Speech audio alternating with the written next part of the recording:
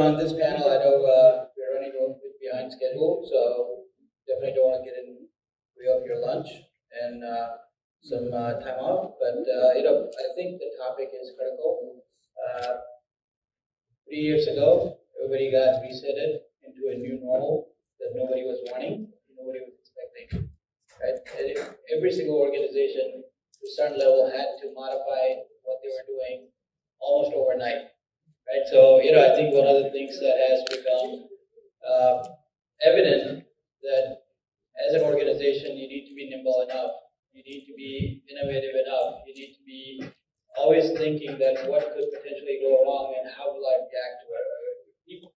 People and organizations were always doing something before that. I have a DRBC event, I have a some kind of SOP that some kind of anomaly happens and I'll take care of something.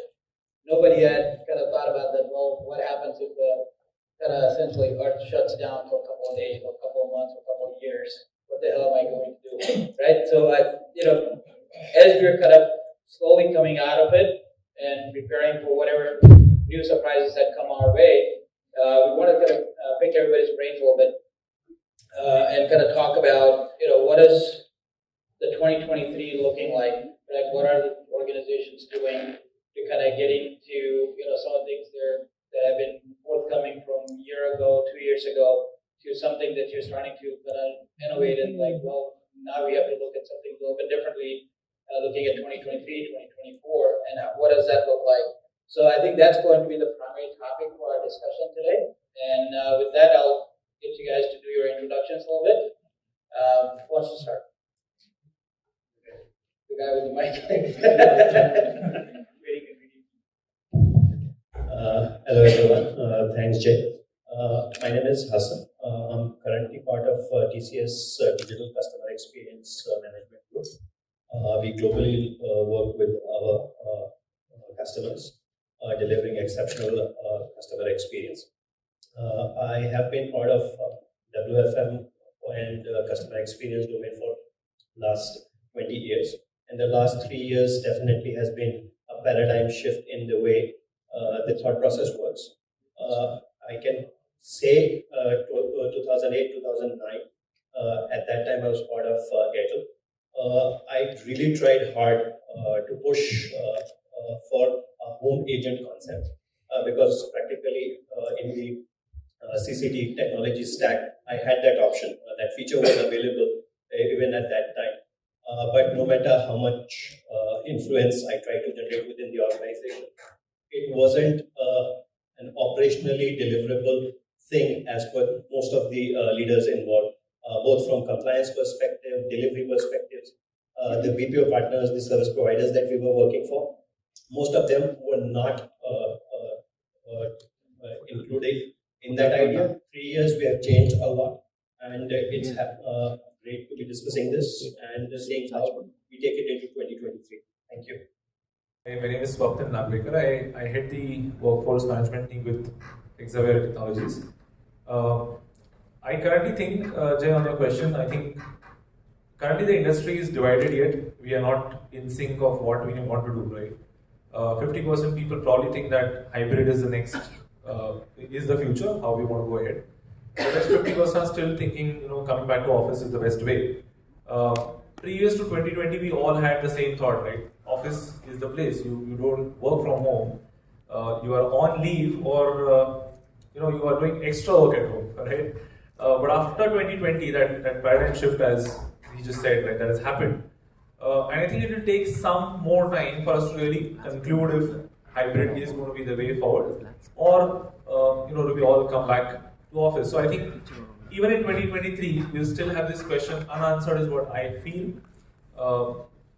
Provided things just get normal extremely soon. But yeah, I think we need a lot of thought process as to how can we continue this. There are a lot of benefits that everyone has gained, through this experience. The pandemic has been a great learning for all of us, or everyone. And I think we just need to continue on that learning as to whatever we have gained. How can that gain continue with us for the next future of us? Yeah.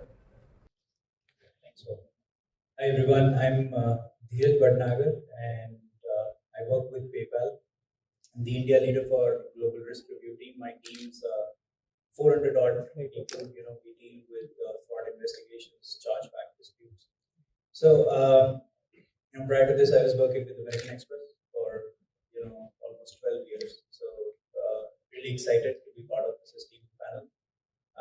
And as far as the question goes, Jay, I would say that I'd like to say that there has been like each generation, that is there has seen some kind of crisis. Like if I talk about my grandfather, they saw the partition, that kind of that left deep scars. Then when my parents were growing up, they saw the Indo-Pakistan war. Like in our case, we had actually not seen a lot of any kind of crisis, and that was the first time when I really encountered crisis. For us, it was the dot-com bubble, always seeing technology ever evolving, but that's when reality hit hard, and I heard a lot of things being said about empathy and how you can be humble, how you can be display humility at work, and there was so many hundreds of stories and examples that happened real time where people were we didn't know what to do at that point in time. The only thing was we were enabling and empowering our people to work from home, and they embraced it. We embraced it. Of course, there were a lot of hurdles, there were a lot of challenges as we progressed, but us as an organization, PayPal, believes in 4 key values, which is innovation, inclusion, collaboration, and wellness.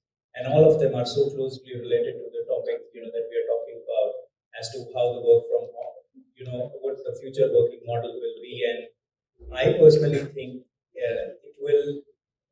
we have to include people who are actually working in the decision-making process.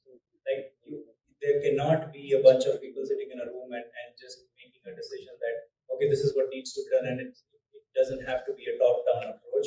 I think it has to be very well, responses have to be sought at a grassroots level, what we are thinking of doing in the future, and that's how our future will look like. At PayPal, we have invested quite a bit of time and energy in getting those insights from our grassroots level people, from our managers, on how things are, and maybe I can cover some snippets into what we are thinking about 2023. But of course, the debate is still on. But speaking like at 20,000 feet level, we have kind of categorized the work into 3 categories. One is in person, where a person is required to be in an office kind of setting with more than 60% of their time. Then there is virtual flex, where a person is only required to be in office for 10 to 40%, and then there is fully virtual. So these 3 categories we have divided our colleagues across all the teams in PayPal, and there is a certain level of empowerment that has been given to business unit leaders to drive the way they want their business to be, and I can cover that more in details. But that's how we are looking at it.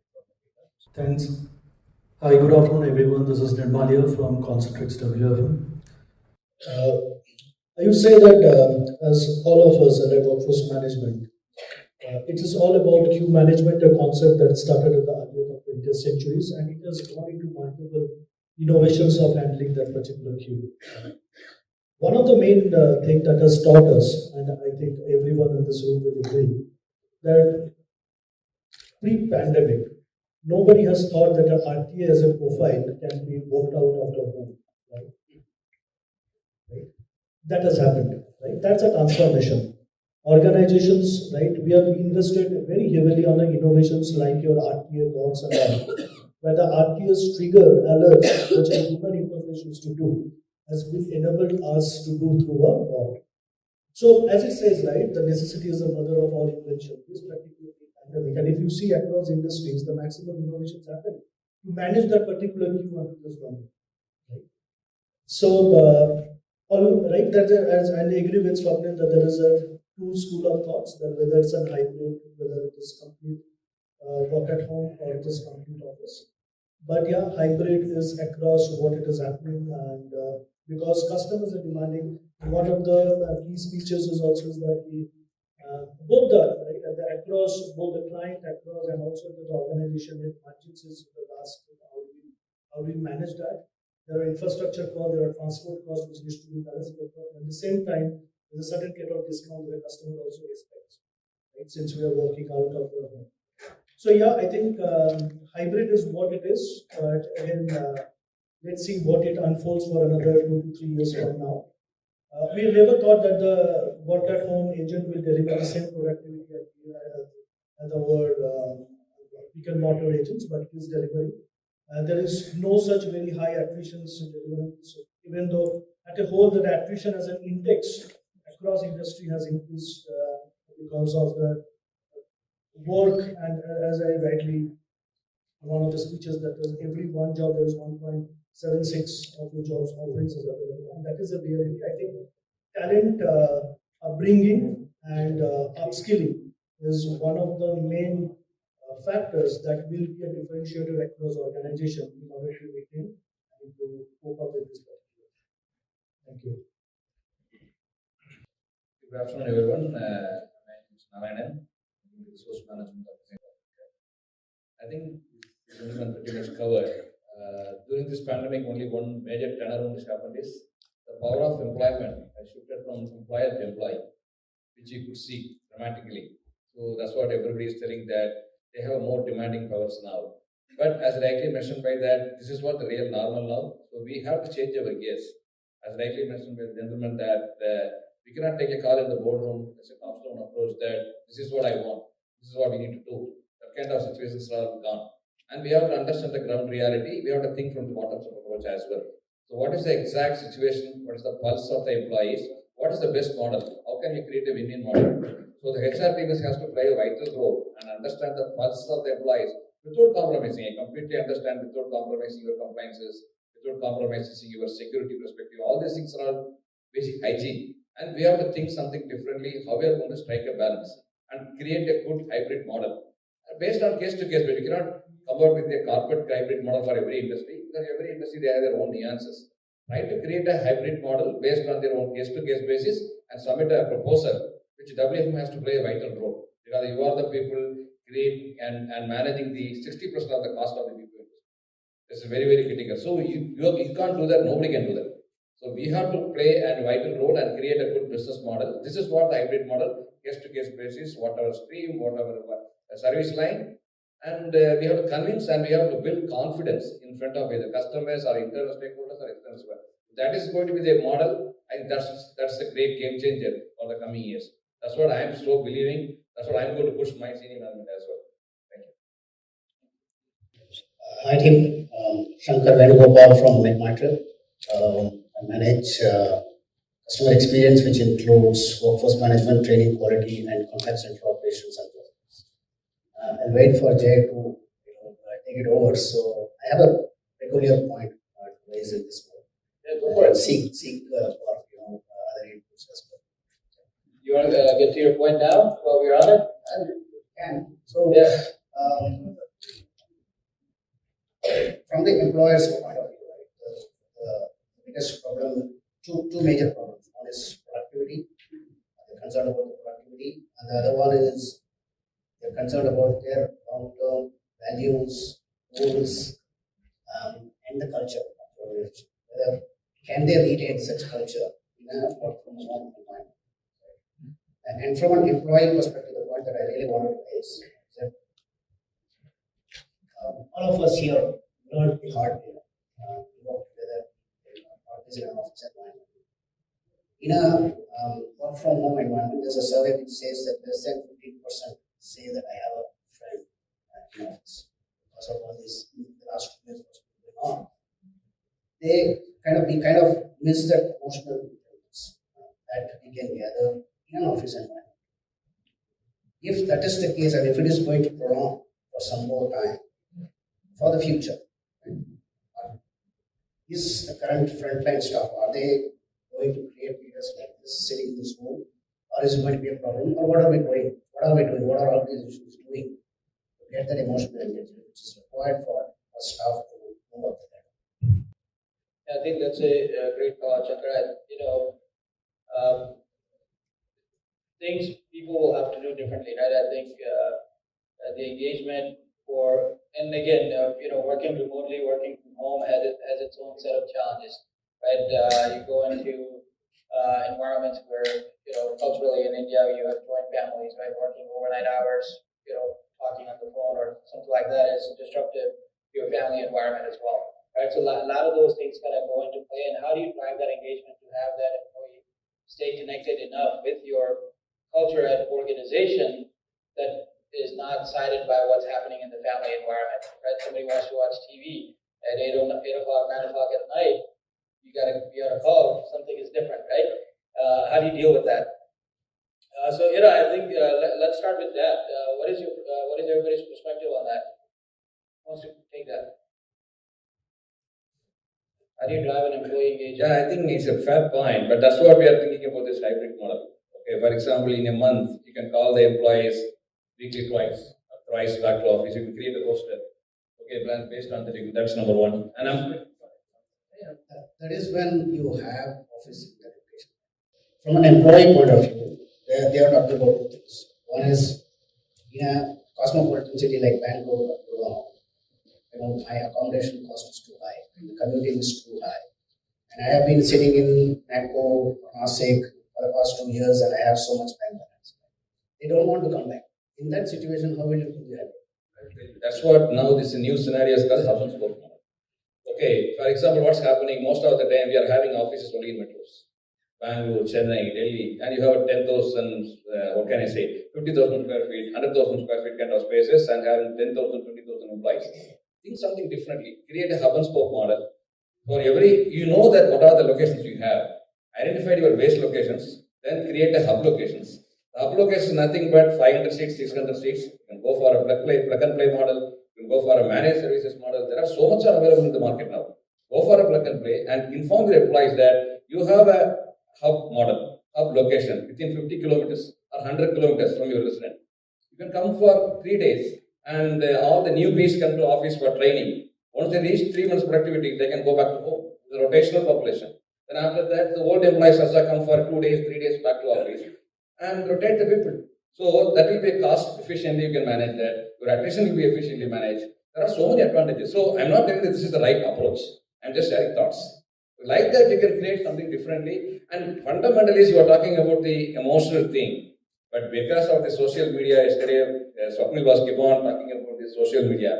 How the young generation is now playing with the social media, that all the emotions are happening through the social media only. Whether it's husband or wife or love, everything is happening there, top to bottom. That's what is happening. So emotional connect is nothing but if team leader is able to connect to the respective person through either team or whatever, Zoom, able to talk and openly, your connect is there.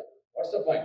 So that's what, but most of the times the connect is not there. We have a consistent connect, whatever channel you are doing, the employee will be delighted, I'm telling you. Because he is spending 2 hours in travel, and in Bangalore, horrible traffic. I was one of the bad customer of this location. I shifted from this location to my tier 2 city only because of the traffic. 2 hours I have to spend for my morning and evening. Now I am saving 4 hours in a day. I will request the associate, can you do extra 30 minutes in productivity? You are saving 4 hours, man.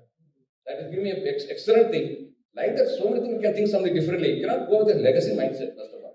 I am not pushing you. This is my view, that's all. Okay. I think more than same person, I agree with Narendra. Right? We are coming up with a community hub concept. So people who are spread across, we are putting up small offices. It not only it increases the face time, right? We will be able to connect with the employee. And it is not only that employee, right? The team leader is also from the same hub. They come, they see, and have that face time. Because in this scenario, while we are on the hybrid mode, I think the face time is very, very important, at least for a weekly, once or twice. That builds that emotional rhythm. So, I just think things have changed in the last 2 years, as I've been saying, right? So, previously, what used to happen is you spend 9-10 hours in office, and then, to empathize with your team member, you say, hey, you know what, it's your wife's birthday tomorrow, take an off, right? And you think that as a leader, you've done your bit because you have asked him to give time to family. Now he's with the family, right? Or he or she is with the family. And how do you keep him engaged? Because he's already engaged with his family, right? Is now things have turned around. So what you need to then go back and tell him and get him engaged into work is that, hey, you know what, you are working on this specific project which has this much of value for the organization. And you being around or you getting your work done for us means so much to to us, right? So passing this message timely to him or her, wherever he is, remote, in office, at home, and doing that on a very regular basis, I think is the only way to keep people engaged right now. Okay? They need to feel the value that even if I'm not physically present at my workplace, my work is adding value to my organization, right? Previously, it was the other way around. You help him or her give time to family. I think you have done your job as a leader. But for us, for now, to keep them engaged, you have to show them what value they add back to the organization, irrespective of where they are. And just to add further, right, I think we have to also empower our employees with technology. What I mean is, if I recollect 15, 20 years before, asking for a laptop was like asking for gold, right? And my team leader would probably come back and say, you know what, leave the job, forget our laptop, right? But today, you hire employees saying that we will give you a laptop, right? There are organizations helping them with dongles, with Wi-Fi, with Bluetooth, I don't know, whatever, right? Just to empower them with technology, because we understand that space is a constraint at a lot of places, and you want the employee to have their own space where they can still give you the best. So technology empowerment and passing the message that what value they bring back to the organization, irrespective of they not being there physically, I think are the two ways to keep employees engaged for sure. And let me pivot the question just slightly as others are thinking about it, right? With the current market and economical conditions throughout the world, right, as a recession impact or inflation impact is coming through, with employees having a better opportunity with a higher pay and all that stuff, how does that play into, right, kind of carrying this discussion further, how does that play into organizationally making that engagement with an employee experience a vital role of your success to make sure that your budgets are not impacted, right? Ultimately, I don't think any of us are here as a nonprofit organization, right? So to drive that profit, how do you kind of keep that balance going?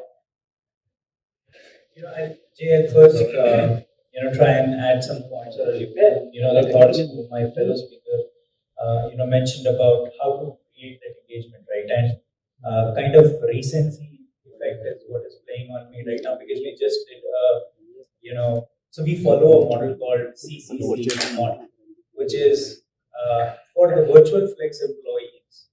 We offer them, okay, by the way, my team falls into, the virtual flex, which means you have to be in office for 10 to 40% of the time. And that 10 to 40% is not defined in a week, in a month, in a quarter, in 6 months. So, me as a business leader got an empowerment to decide, okay, what works well for your team, decide that. Then we got to the drawing board, okay, how that will look like. And that CCC model is basically for critical activities, which is coaching, communication, and provision. These three activities, you have to be in person available, right? And we kind of started with that, and it's interesting to see how the business outside evolves based on what you are saying, like Narayan mentioned about the cost of living in metropolitan as compared to tier 2, tier 3 cities. That is definitely an advantage. And what we are telling our people is that, look, we have been identified as a virtual flex team, where for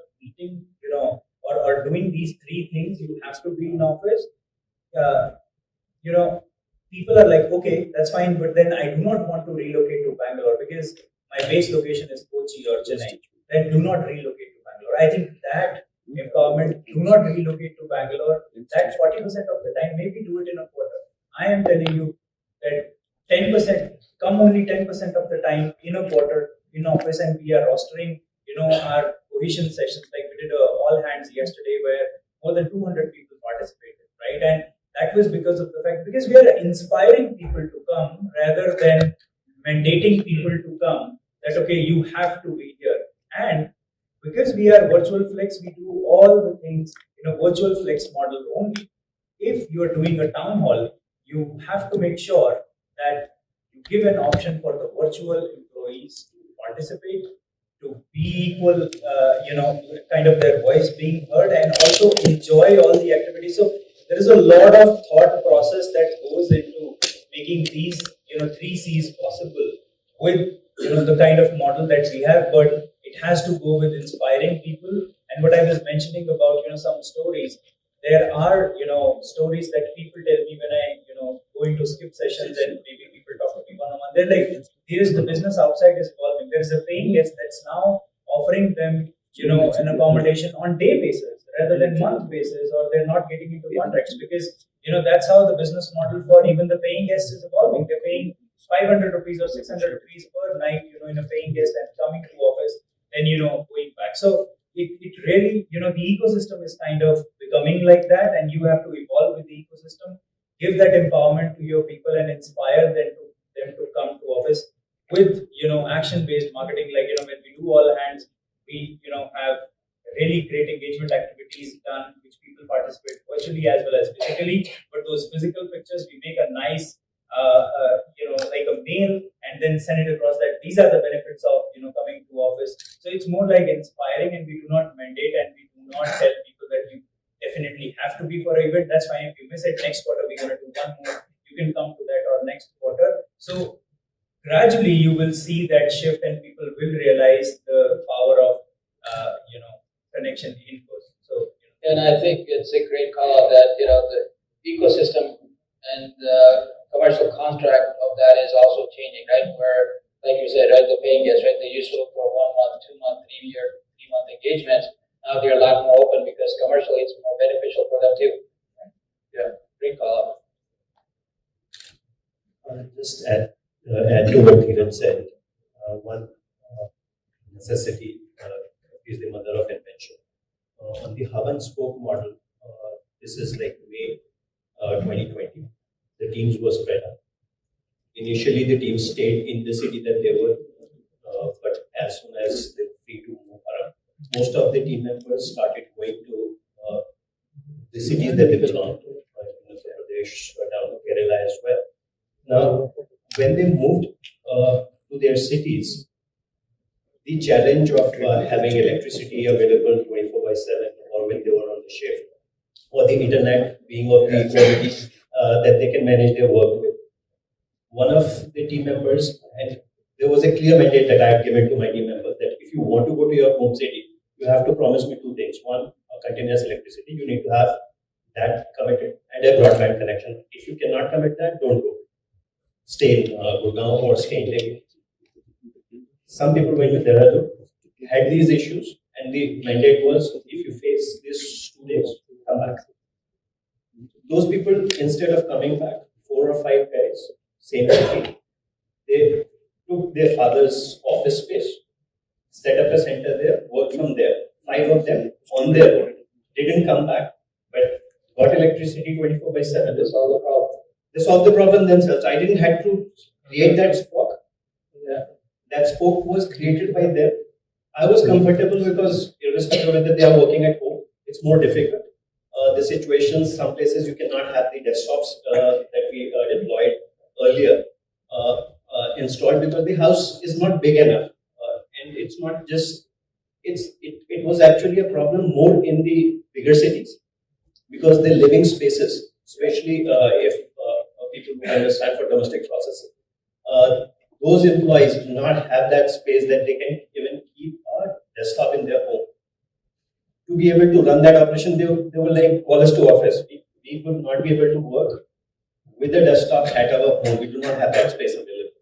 So for those people and for those people that moved eventually to the cities, that situation remains. One of the benefits, yes, this brought in a good amount of benefits for my previous organization. While the revenues tanked, especially because that organization was a niche player in hospitality and travel space, and both all the eggs were in that basket. So it was really bad thing. However, the EBITDA, the actual EBITDA amount actually grew significantly well. So from savings in terms of real estate, transportation, power, electricity, we had that benefit. What we were able to do is pass those benefits around. So say for example, the PG thing that Dheeraj was talking about, instead of PG, we tied up with one of our clients, OYO, and created a guest house. Now for whichever team, for training, for coaching, for meetups, we actually call the people up They didn't have to spend time trying to figure out a PG place or do something. They stayed for a week, 10 days, 12 days, 14 days, and then left. And that amount was also not charged from them. So this gave them enough at an agent level with 15,000-20,000 salary. You don't want to actually travel and pay for your stay or doing the same work that you could have done remotely as well. So that did influence and that helped. So this is an evolving thought process. What is better, what is good, and what can continue to deliver benefits to both employees as well as the organizations. Great call. Let me ask question, another one. As we're kind of thinking about next year, 2 years, or 5 years, right? How are we calibrating to what is driving your customer experience, to what is driving your employee experience, and correlating that to make sure that you get a right rate of success out of it? I can go first on this one, Jay. And I think one of the things that we have to think about is we have to empower our people in all two senses to make sure that they take care of our customer experience first. And making sure that they take care of our customers, you have to take care of your employees. Now, in this situation of electricity outages, we all know that it is very common in many parts of the country, and our people were spread across various parts of the country and remotest part of the country.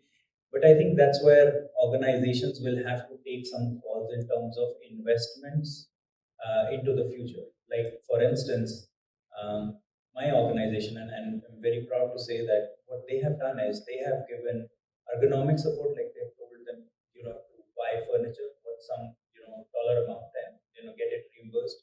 So, and then, for power backup, they have given certain amount. For internet reimbursements, there are monthly internet reimbursements, up to a certain limit. So you have to, empower people to, work and if there are problems that exist, you have to partner with them to solve for it rather than asking them to solve. Because, and this is a very, like a story that when we were operating from office, we used to tell you, okay, do this, if there is outage, cover for this outage and all. But when eventually the time came when offices were closed, we were, after you literally, delivering systems at your home. So, you can't be that, selfish, at all the time. So when your people have done everything for you, you need to, as a people leader, you need to highlight some of these challenges to the senior management and get that sponsorship about getting some of those reimbursements and some of those things for your people that can empower them and enable them to do their job effectively. And when that happens, our productivity level, we were thinking will go down, but it is rather better than, from the time when people were working from office. And there were some very transformational things that we rolled out during this, period where, we rolled out a 4-day work week. I know the concept is very new in India, but I'm proud to say that, in PayPal, in operations team, we have a 4-day work week where, we are also telling them, hey, you save your time to come to office, and then you are at home, you are logging in for a 9-hour shift, log in for an 11-hour shift, take 2 hours break, do 9 hours and cover up your, days in, 4 days. So, you have to really think about them, empower them, enable them with all the logistics. I think that becomes your responsibility as leadership team to highlight those things. And when you take care of that, your customer experience will be automatically taken care of. So I was just about to say that, but I think the other differentiator, right, between managing your employee satisfaction as well as your customer satisfaction going forward is going to be extremely clear if you're able to answer the why, right? Because I think during the pandemic, people have realized that asking why is really important. Why I am infected by COVID and why someone else is not, right? That was everyone's question. So now, if you can tell your employee that why are you important, and you can tell the client why we are doing something for you, or why are we modeling your business as hybrid, or we are requesting you to have our employees in office for your business. If those whys are pretty clear between both the parties, you will be able to manage that or balance that, right? The moment you don't answer either of it, right, the employee or the customer we'll go to a third party where that why will get answered to it. So striking that balance is very important for us as employers to be very, very clear as to all those whys are answered for both our customers as well as the employees. I think during these 3 years, two of the most coined terms and practice terms across organizations were empathy and well-being. While empowerment and implement is definitely there, because it is a proven example that if your employee experience is at maximum, customer experience is a byproduct of your employee experience, right? So I agree with that with this enablement, like a support of your furnitures, ergonomics, and also the power support in terms of power backup, if it is provided and empowerment to the employee, they feel empowered, they feel that attachment with that organization, because it is not that the organization is not taking care, they are taking care. So what is my expectation is that I have to deliver my best. So as long as that is there, and then drawing the lines onto the community, I think hybrid and this thing, and believe me, what I feel is that this decade has witnessed all the forms of working norms, right? Whether it is office, whether it is home, whether it is hybrid.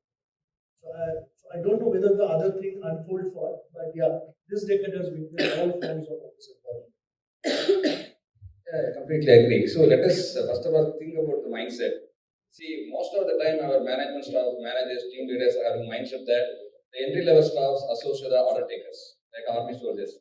I will give you just instruction, you go and do the execute without understanding what the intent behind is. That mindset we have to change it first of all. You need to take the people into confidence. Let us think something differently. Before pandemic, all are working in office only. Anybody can challenge that all the customers are delighted. Same penalty we used to pay, same escalations we used to have, same firefighting exercise we used to do, same root cause exercise, always try to build some action plan. That's what most of our leaders are doing. Okay, we have to accept like it or like that's a scenario. But is there any dramatic change after this work from scenario happened? In fact, I can tell you in our organization, penalty percentage is reduced. The intention is very simple. The team leader and managers, they have to take the associates into confidence. As rightly mentioned by the gentleman, that the communication and coaching, you have to tell your associate that why I am doing that or what I am doing that. These are the reasons, these are the intent. Take him into conference, take the person, explain to him that we are working as a one team. I am a manager, a senior manager, DGM, all designations, man. End of the day, nothing is going to work. There are agents are also very smart guys. They are also giving fantastic. We are think that we have two horns just because I am a senior manager. Okay, and we have to go and take the people into conference, work as a team. Don't have these hierarchical concepts. Team and educate them and take them into conference and love them. I'm telling you, they will die for you. All your customers will be delighted. But that's not happening. But we are always blaming. One point of time when working in office, they're telling that night shift guys are working in morning shift in some local guys. Some local other job they're doing. Dual employment is a big risk. All things are they're talking. But now we are paying only 15,000 rupees to the entry guy, data entry guy. I'm talking about one company. Data entry guy, we are paying 15,000. Yesterday Abhishek was talking that everybody is asking increment month on month, year on year, 10%, 15%. Are we in a position to pay? So what these guys are doing, he is managing his entire time management. For example, 100 transactions he is supposed to do every day. He is managing his time in 5 hours, 6 hours, 7 hours in various patterns. And remaining 4 hours he is doing his Zomato job or Swiggy job. And what's the big deal? What's the big deal? He is taking care of his revenue. But have a good process and technology, thereby try to strike a balance, whether there is any compliance violation, any security violation, that you can track it. But think something differently. Always should not have the mindset that before pandemic, what I was following the 10 line item, I have to follow everything now also. That will not fly. Okay, end of the day, what is the final juice you are expecting? The management is expecting, I want to maintain 30% margin year on year. You do whatever you want. They are not changing their mindset. Why you are only pushing your associates? No investors are ready to compromise their margin. All the board meetings, what they are telling is your problem. I want margin. Whether you do it or not, how you are doing it, I don't care. You have to give me 30% return on every year. That's what they want. And the respective CEOs, CXOs are coming and telling all that messages to us in our meetings. That's what exactly happening. So think something differently from the bottoms up approach. Try to understand the ground reality, understand their emotions, and create a model and work with them. Collaborate with them. I am telling you, these employees will die for you. Which you have to do it. That's what we have to create a model. All this customer experience, employee experience, not a rocket science. Understand, talk to the people every day. Everything will be solved. Great call. Let me pivot question again a little bit more. So as you know, you rightly kind of called out, right? What is the workload? What is the cost of the workload? How you are paying employees? How has any of that changed in your organization, right? I think one of the young ladies that called out that in back office, if somebody is logging in for 8 hours, if they're not being productive enough, how do we make sure you're getting enough return on your investment, right? But I think that if an employee is able to accomplish their tasks in 5 hours, do we still pay them for 8? Right? So has any of those paradigms changed for your organizations, or do you guys consider looking at that a little bit differently? You know, I've heard a lot of articles where employees are working 2 jobs now, right? Because capability is there. If they're working from home, right, they can double dip, right? So some of that may be ethical, right? Not ethical, right? That's creates a borderline. But at times, ultimately, an employee is looking for what's good for them and their family well-being. Right, so how do you as an organization, are there some other things that you guys have experienced? Are there some other things that you are looking at? Can you guys share any feedback? Shankar, you want to give it a shot? I think we covered that already pretty much. As long as we have the productivity gain from the employee, right? The rest of the time, between the office hours also, something that is important for him. I think as long as he is giving productivity to the organization, I think it's going to be fine. But, I have to be devil's advocate. Someone has to be. During this pandemic, there are certain organizations which has like food delivery organizations, and they have, because of the increased workload, they have reached out to their partners to say we have done.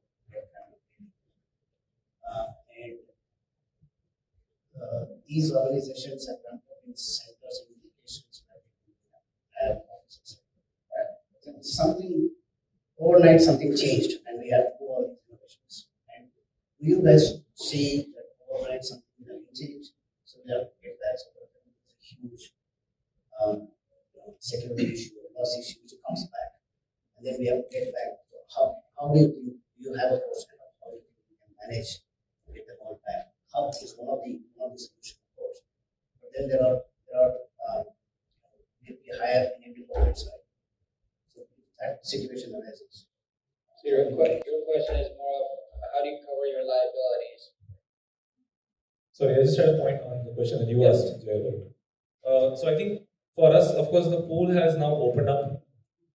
We were not into hiring contract employees or part-timers as such, but now we are open to it because we think, as you said, right, people now want to focus more on their personal asks as well. And if one job doesn't suffice, they are probably working somewhere else as well, right?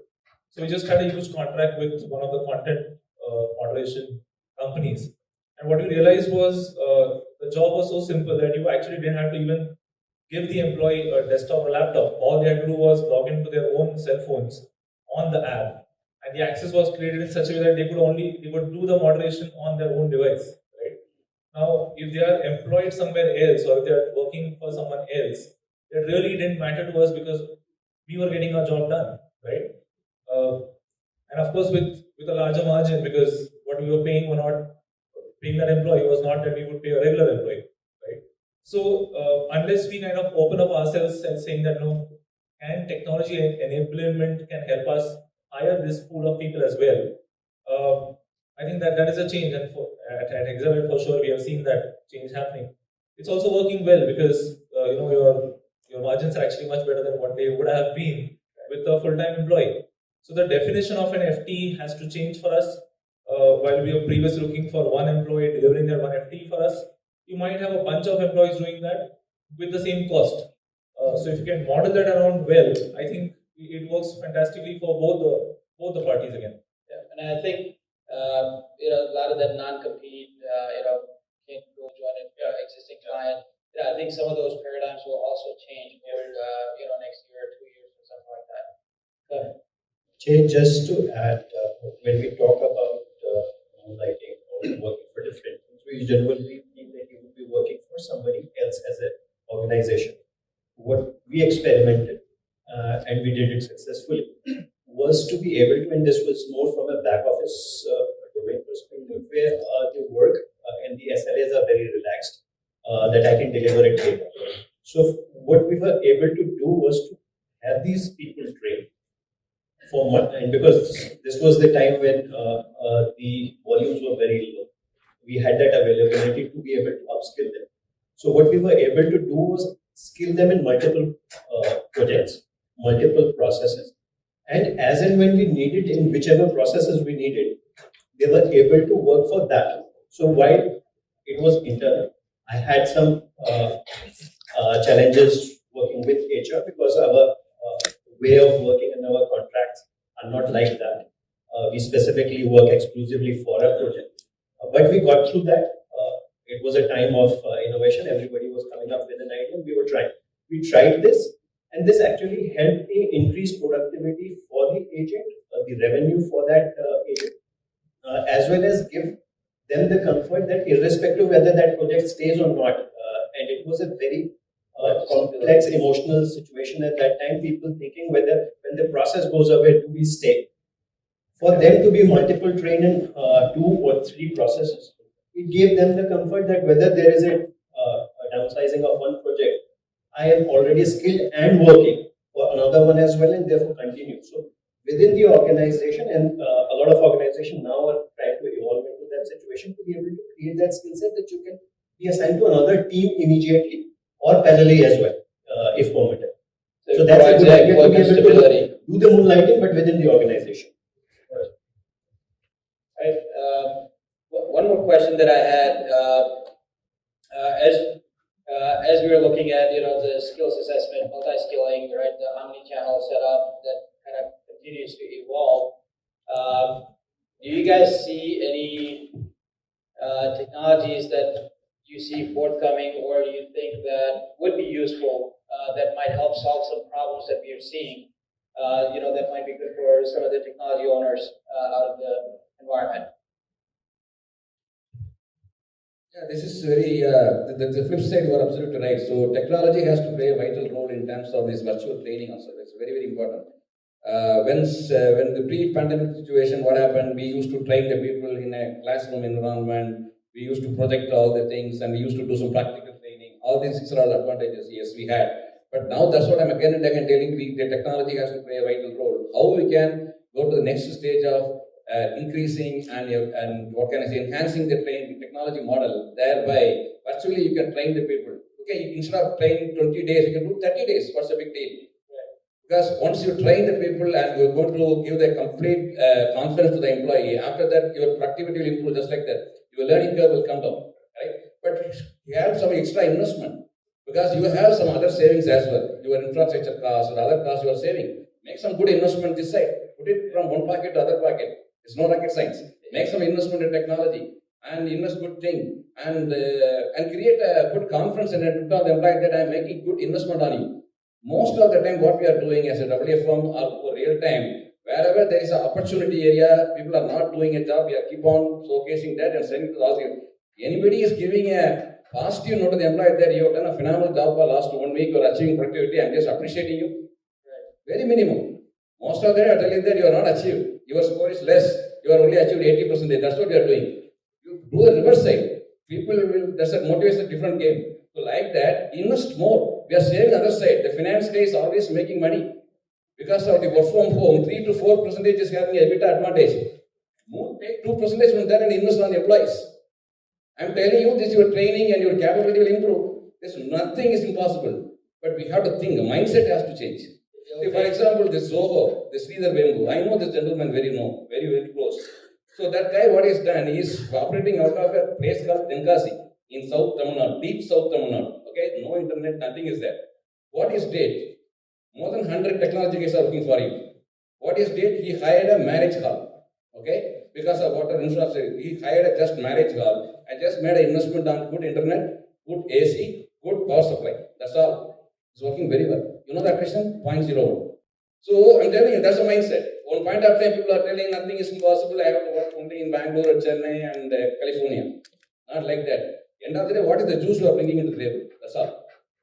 So what you're saying is the short-sightedness is going to be a big deterrent to organizations that don't choose to evolve.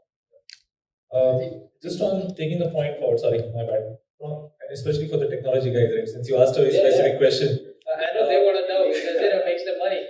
So I just deviate and give a small example why I brought this point up. So I traveled a lot in the month of August, right?